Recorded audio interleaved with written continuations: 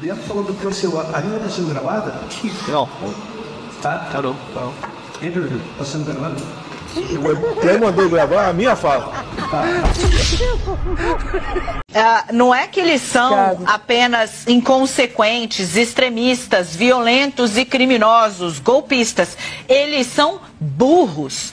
Muita gente me pergunta por que é que o golpe não deu certo. E a resposta está claramente nesse vídeo que você acabou de assistir.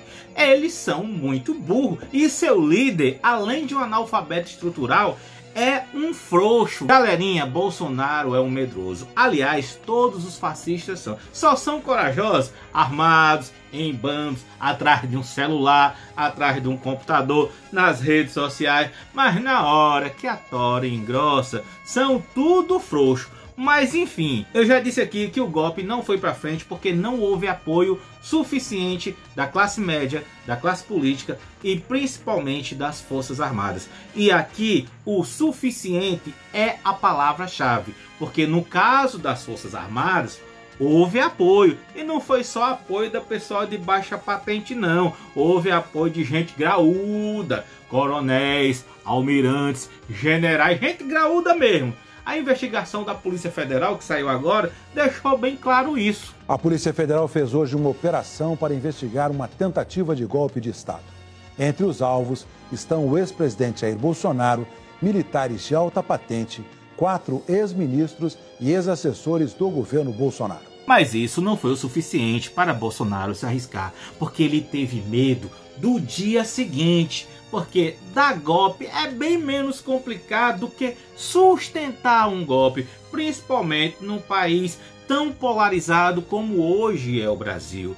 Bolsonaro claramente teve medo do dia seguinte, tanto que o tempo todo ele se escondeu atrás de meias palavras. Olha, precisamos fazer aquilo. Olha, em momento eu não posso falar aquilo que vocês sabem que a gente precisa fazer. Enquanto também ele se escondia atrás do seu gado, inflava o gado aí às ruas. Convoco todos vocês agora para que todo mundo vá às ruas pela última vez. Atacava a lisura do sistema eleitoral, das urnas eletrônicas, não aceitou perder, ficou 24 horas em silêncio, não reconheceu a vitória de Lula, mas também ele não falou nada. Só que, enquanto ele estava em silêncio, tinha 6 núcleos trabalhando nos bastidores para concretizar o golpe. Eu afirmo que é fraude. E aí o que é que o capitão corajoso faz? Ele foge do país no finalzinho de 2022. E com todas as informações e provas que a Polícia Federal tem hoje, você pensa o quê? O cara deixou aqui um núcleo de desinformação e ataque ao sistema eleitoral, um núcleo responsável por incitar os militares a aderirem ao golpe de Estado, um núcleo jurídico para a elaboração de minutas e decretos golpistas, um núcleo operacional para manter as manifestações em frente aos quartéis, um núcleo de inteligência paralela para monitorar o itinerário, o deslocamento e a localização de ministros do Supremo e autoridades da República, um núcleo de oficiais de alta patente para influenciar e incitar o apoio aos demais núcleos. Pode isso, Arnaldo! E aqui com todos esses núcleos eu te pergunto, cadê Bolsonaro? Ele foi embora, ele tirou o dedo da reta, ele não queria concretizar o crime, ele não queria sujar as mãos, ele queria que o gado sujasse a mão e entregasse o Brasil assim numa bandeja, tipo, se o 8 de janeiro desse certo, massa, ele voltaria lá dos Estados Unidos como um mito e assumiria o posto. Se desse errado, ele negaria tudo e ainda ia ter um álibi. Ele ia dizer, gente, nem aqui eu tava. Miserável. E veja como o cabra é corajoso, ele deu uma entrevista na Record e olha o que ele responde quando pergunta sobre a parte da gravação onde o Heleno fala em usar um ABIN paralela para espionar a campanha dos seus adversários. Conversei ontem com o Vitor, que é o novo diretor da ABIN. Nós vamos montar um esquema para acompanhar o que os dois lados estão fazendo. O problema todo disso é se vazar qualquer coisa. General, eu peço que o senhor não fale, por favor. Pessoal, não prossiga mais na tua observação aqui. Eu peço que não prossiga na tua observação. Se a gente começar a falar não vazar, não esquece. Pode vazar. Então a gente conversa particular na nossa sala. 2 horas depois. Agora, em dado momento, a Helena falou que ia seguir os dois lados, tá? Se inteirar dos dois lados. É o trabalho da inteligência dele, que eu não tinha participação. Todo frouxo. Conheço essa racinha. O cara tira o corpo fora e agora veja a cara de pau dele acusar Lula de fazer exatamente o que ele fez no 8 de janeiro, que era não estar na cena de crime. Eu não quero falar o que eu sei que estava ali do lado, né? Para não me chamar de leviano. Mas eu sei que estava ali do lado. Eu sei que aquilo poderia ter sido evitado. Por que o Lula de manhã foi para Araraquara? Foi para combinado, com toda certeza. Ó, sai da cena do crime, né?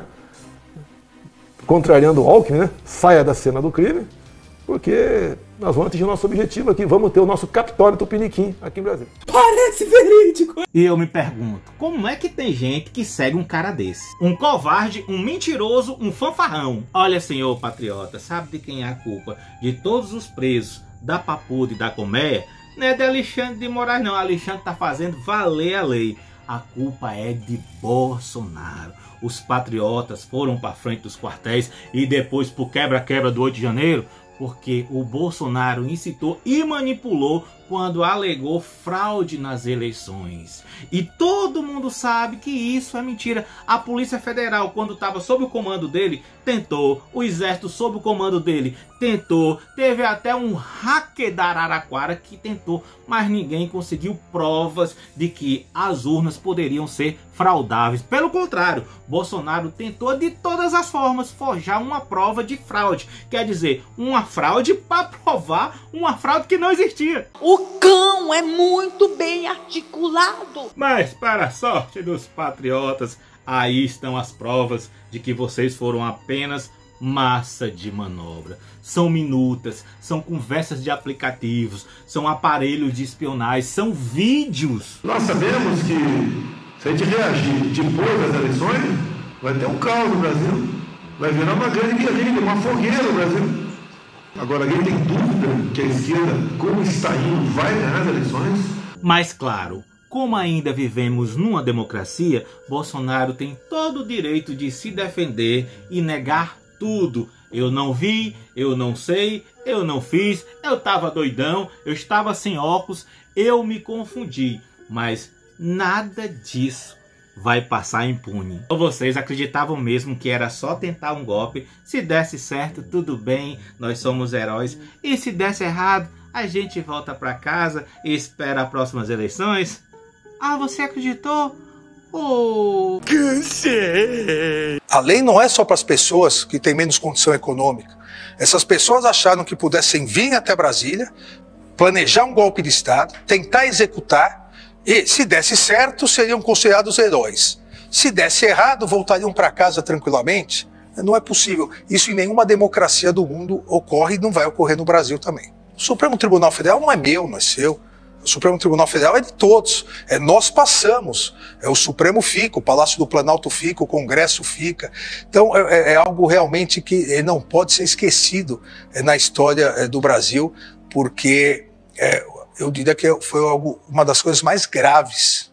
Nem nos outros 2 momentos de exceção, na verdade nos 3 momentos de exceção no Brasil republicano, o estado de sítio de Marechal Deodoro e Marechal Floriano, a ditadura Vargas e a ditadura militar, se destruiu o Supremo Tribunal Federal. Quanto riso, ó, quanta alegria. Todos os golpistas na prisão. Bolsonaro vai curando sua dor com cloroquina lá no colo do Xandão.